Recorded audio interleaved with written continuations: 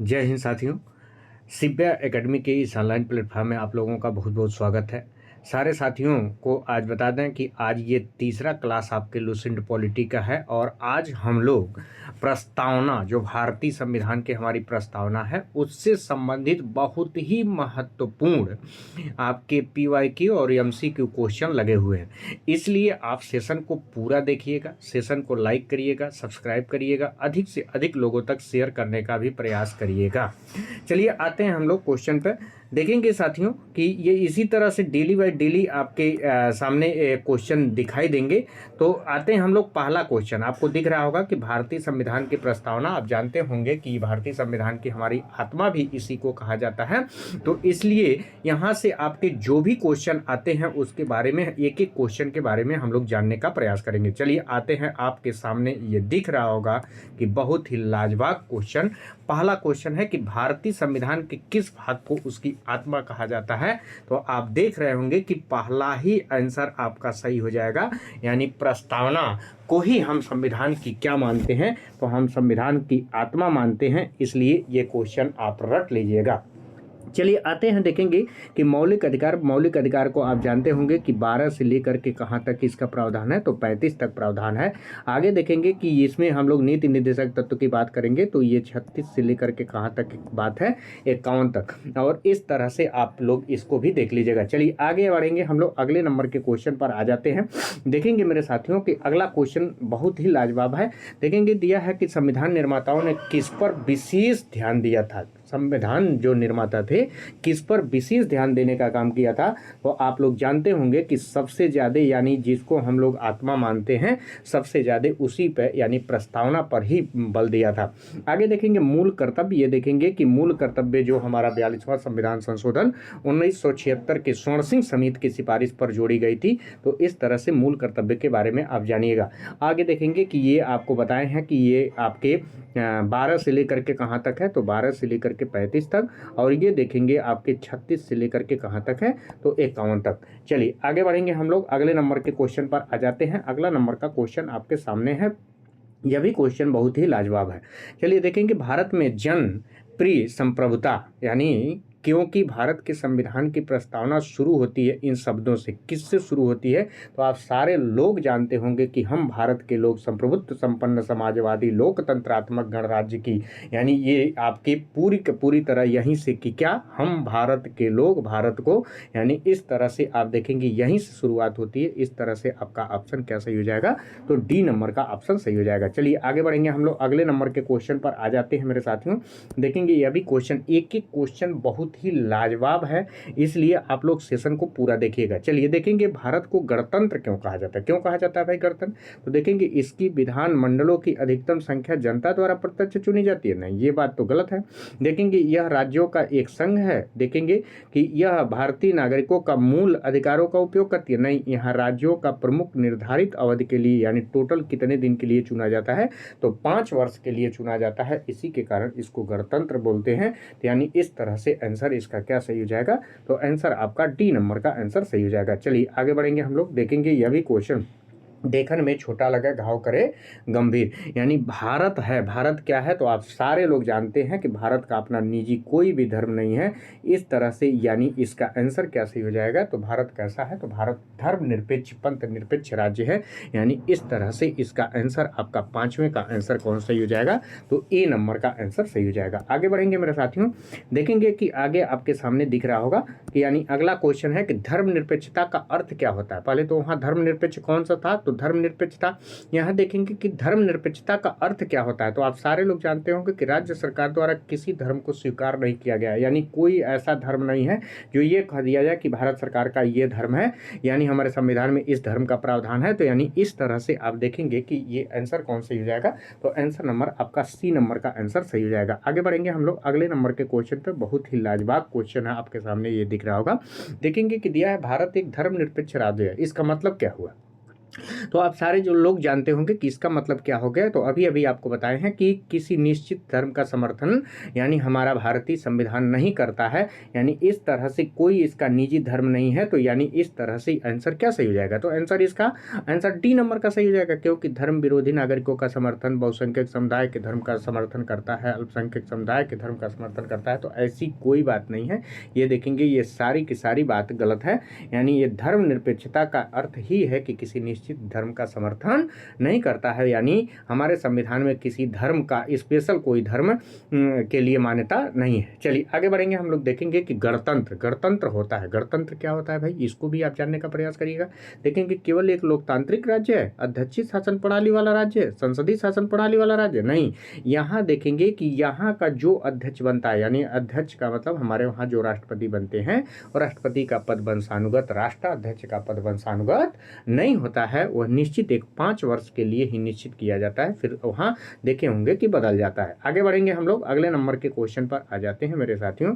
देखेंगे अगला क्वेश्चन क्या कर रहा है, दिया है कि यानी 9वां नंबर का क्वेश्चन आपके सामने कि निम्नलिखित में से वे 2 शब्द कौन से हैं। कौन कहा है कि वे 2 शब्द कौन से हैं जिसका समावेशन कौन सा, तो 42वां संविधान संशोधन। 42वां संविधान संशोधन हुआ कब था, तो आप जानेंगे कि ये कब हुआ था, तो 1976 में हुआ था। कब हुआ था, 1976 में हुआ था। संविधान के उद्देशिका में किया था। तो क्या क्या था, तो आप लोग जानने का प्रयास करिएगा कि इसमें आप सब लोग जानते होंगे कि इसमें समाजवादी और धर्मनिरपेक्ष ये 2 शब्द जोड़े गए थे। यानी इस तरह से इसका आंसर मेरे साथियों क्या सही हो जाएगा, तो आंसर नंबर आपका सी नंबर का आंसर सही हो जाएगा। आप लोग बहुत ही बेहतरीन और लाजवाब क्वेश्चन है, इसको देखिएगा। अधिक से अधिक सेशन को लाइक और शेयर जरूर करिएगा, और जो लोग सब्सक्राइब नहीं किए हैं तो प्रथम नोटिफिकेशन के लिए आप जरूर इसको चैनल को सब्सक्राइब करिएगा। चलिए आते हैं, देखेंगे भारतीय संविधान की प्रस्तावना में भारत को किस रूप में घोषित किया गया। तो भारतीय संविधान के आप लोग सभी लोग जानते होंगे कि किस रूप में, तो भारत के लोग क्या संप्रभुत्व संपन्न समाजवादी धर्मनिरपेक्ष लोकतंत्रात्मक या प्रजातंत्रात्मक गणराज्य की हम लोग स्थापना करते हैं। यानी इस तरह से ये आंसर कौन सही हो जाएगा, तो आंसर आपका सी नंबर का आंसर सही हो जाएगा। आगे बढ़ेंगे हम लोग, देखेंगे अगले नंबर के क्वेश्चन पर मेरे साथियों आ जाते हैं। देखेंगे अगला नंबर का क्वेश्चन क्या कर रहा है, दिया है भारत एक गणतंत्र है, इसका अर्थ क्या हुआ। यानी भारत एक गणतंत्र है, इसका अर्थ क्या हुआ। तो आप लोग सब लोग जानते होंगे कि इसमें आपको बताया कि यहाँ का जो अध्यक्ष पद होता है, यानी अपने वहाँ जो राष्ट्राध्यक्ष होते हैं यानी राष्ट्रपति होते हैं, वो वंशानुगत नहीं होता है, हर उसका 5 साल के बाद चुनाव होता है। यानी इस तरह से इसका आंसर क्या सही हो जाएगा, तो आंसर आपका सी नंबर का आंसर सही हो जाएगा। चलिए आगे बढ़ेंगे हम लोग, अगले नंबर के क्वेश्चन पर आ जाते हैं मेरे साथियों। अगला नंबर का क्वेश्चन बहुत ही लाजवाब है, दिया है कि आपका कि निम्नलिखित में से कौन सा शब्द भारतीय संविधान की उद्देशिका में नहीं है। जब भी आपको नहीं दिखाई दे जाए मेरे साथियों, तो तुरंत उसको क्या करना है, आपको ट्रिक कर लेना है। चलिए आप देखेंगे कि समाजवादी भी है, पंथ निरपेक्ष या धर्मनिरपेक्ष भी है, और जो है कि प्रभुत्व संपन्न भी है, लेकिन लोक कल्याण की बात इसमें नहीं की गई है। यानी यह हमारे भारतीय संविधान की उद्देशिका या प्रस्तावना में नहीं है। इसलिए आपका आंसर कौन सही हो जाएगा मेरे साथियों, तो डी नंबर का आंसर सही हो जाएगा। चलिए आगे बढ़ेंगे हम लोग, इसी क्रम में अगले नंबर के क्वेश्चन पर आ जाते हैं। देखेंगे अगला नंबर क्वेश्चन क्या कर रहा है, दिया है कि कल्याणकारी राज्य का उद्देश्य क्या होता है। भाई कल्याणकारी राज्य का उद्देश्य क्या है, तो कल्याणकारी राज्य हम उसको कहते हैं जहां कमजोर वर्गों के कल्याण का क्या किया जाए, प्रबंधन किया जाए। यानी उसको हम कल्याणकारी राज्य की दर्जा दे सकते हैं। और ये देखे होंगे कि हमारे 36 से 51 यानी जो नीति निर्देशक तत्व है उसमें इसकी जिक्र और इसका बात किया गया है। तो आगे बढ़ेंगे हम लोग, देखेंगे अगला नंबर के क्वेश्चन पर आ जाते हैं। देखेंगे अगला नंबर का क्वेश्चन क्या कर रहा है, यानी 14 नंबर के क्वेश्चन पर हम आ जाएंगे। देखेंगे कि दिया है भारत एक गणराज्य मुख्य रूप से माना जाता है। क्यों माना जाता है, क्योंकि राष्ट्राध्यक्ष का यहाँ क्या होता है, यहाँ चुनाव होता है, क्योंकि वंशानुगत नहीं होता है। और ये चुनाव टोटल कितने वर्ष के लिए होता है, तो टोटल आप देखे होंगे कि 5 वर्ष के लिए इसका चुनाव होता है। और देखेंगे कि 15 अगस्त को स्वतंत्रता मिली, उसका लिखित संविधान है, ये बात नहीं है, ये तो संविधान की हमारी विशेषता हो गई। लेकिन आपको बता दें कि जो गणराज्य का मुख्य रूप से माना जाता है वो है कि राष्ट्राध्यक्ष का यहाँ चुनाव होता है, यहाँ वंशानुगत नहीं होता है। चलिए आगे बढ़ेंगे हम लोग, अगले नंबर के क्वेश्चन पर आ जाते हैं। देखेंगे अगला नंबर का क्वेश्चन क्या कर रहा है, दिया है कि भारतीय संविधान की प्रस्तावना में उल्लिखित सही क्रम, यानी सही क्रम क्या है, तो सही क्रम आपको बता दें कि संपूर्ण प्रभुत्व संपन्न समाजवादी पंथ निरपेक्ष लोकतंत्रात्मक, इसके आगे आ जाएगा गणराज्य की स्थापना करते हैं। यानी आंसर आपका कौन सही हो जाएगा? आंसर आपका बी नंबर का आंसर सही हो जाएगा। चलिए आगे बढ़ेंगे हम लोग, अगले नंबर के क्वेश्चन पर आ जाते हैं।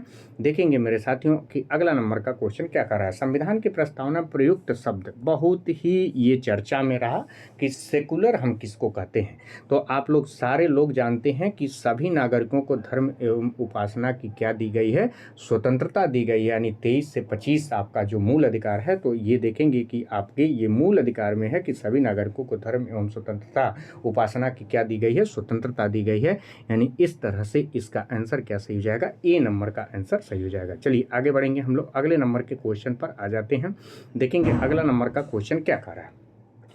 अब देखेंगे कि दिया है कि अब यहाँ देखिए इससे संबंधित कि धर्मनिरपेक्ष भारत की संविधान के प्रस्तावना में जोड़ा गया, इसकी निम्नलिखित में से कौन सा कथन सही है? तो ये देखेंगे कि आपके ये कब जोड़ा गया, तो 42वां, यानी जो है कि ये आपका कब जोड़ा गया, तो ये आपके 42वां संविधान संशोधन, 42वां संशोधन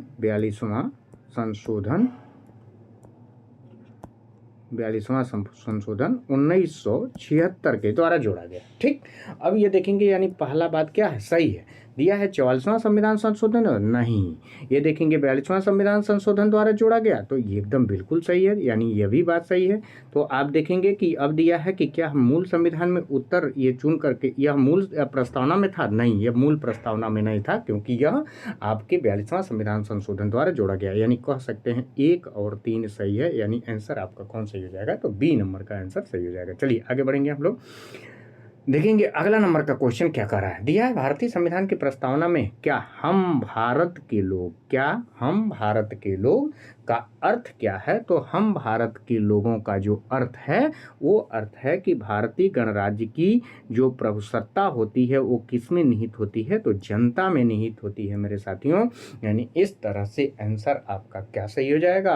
आंसर आपका ए नंबर का ही आंसर सही हो जाएगा। चलिए आगे बढ़ेंगे हम लोग, देखेंगे अगले नंबर के क्वेश्चन पर आ जाते हैं। देखेंगे अगला नंबर का क्वेश्चन क्या कर रहा है। दिया है कि समाजवाद का अर्थ क्या है? तो आप सारे लोग जानते हैं कि समाजवाद का अर्थ यही होता है कि भाई सबको सामाजिक न्याय मिले। यानी इस तरह से इसका आंसर क्या सही हो जाएगा? तो सी नंबर का इसका आंसर सही हो जाएगा। चलिए आगे बढ़ेंगे हम लोग, अगले नंबर के क्वेश्चन पर आ जाते हैं। देखेंगे अगला नंबर का क्वेश्चन क्या कर रहा है। दिया है कि यानी दिया है कि 42वां जो संशोधन 42वां संशोधन द्वारा कौन से 2 शब्द प्रस्तावना में जोड़े गए। अब देखिए बार बार ये क्वेश्चन आ रहा है कि कौन से 2 शब्द जोड़े गए। तो ये देखेंगे कि 2 शब्द जो इसमें थे आपके, ये आपके 2 शब्द समाजवादी तो था, देखेंगे कि यहाँ आपके गणराज्य एवं धर्मनिरपेक्षता, यहाँ ये नहीं था, यहाँ देखेंगे प्रभुसत्ता। यानी इस तरह से धर्मनिरपेक्ष और समाजवादी शब्द जोड़े गए। यानी आंसर इसका क्या सही हो जाएगा? तो आंसर आपका डी नंबर का आंसर सही हो जाएगा। चलिए आगे बढ़ेंगे हम लोग, अगले नंबर के क्वेश्चन पर आ जाते हैं। देखेंगे अगला नंबर का क्वेश्चन क्या कर रहा है। यानी अगले नंबर के क्वेश्चन पर हम आ जाते हैं। दिया है कि भारतीय संविधान की आत्मा किसे कहा जाता है। Very very important. तो आप लोग सारे लोग जानते होंगे कि भारतीय संविधान की जो आत्मा है उसको किसको कहा जाता है? तो प्रस्तावना को ही कहा जाता है। चलिए आगे बढ़ेंगे हम लोग, अगले नंबर के क्वेश्चन पर आ जाते हैं। देखेंगे भारत में लौकिक सार्वभौमिकता है क्योंकि संविधान की प्रस्तावना प्रारंभ होती है। आप सारे लोग जानते होंगे कि इसमें जब प्रस्तावना प्रारंभ होती है तो हम भारत के लोग संप्रभुत्व संपन्न समाजवादी, यानी हम भारत के लोग संप्रभुत्व संपन्न समाजवादी धर्मनिरपेक्ष लोकतंत्रात्मक गणराज्य की स्थापना आज दिनांक 26 नवंबर 1949 को यहीं से चालू हो जाता है। यानी आंसर इसका क्या सही हो जाएगा? तो आंसर आपका ए नंबर का आंसर सही हो जाएगा। चलिए आगे बढ़ेंगे हम लोग, अगले नंबर के क्वेश्चन पर आ जाते हैं।